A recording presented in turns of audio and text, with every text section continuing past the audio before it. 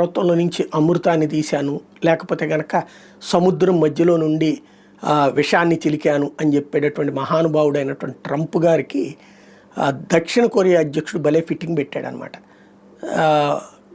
తాజాగా కలిసినటువంటి south Korean president లీ G Mueang Donald ట్రంప్ను ఒక కోరిక కోరాడు.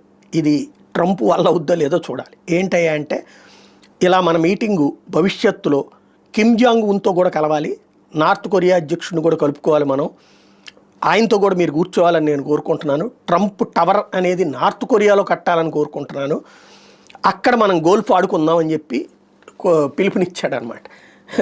అక్కడ ట్రంప్ పేరెత్తితే కిమ్ హై రేంజ్లో రేగిపోతాడు.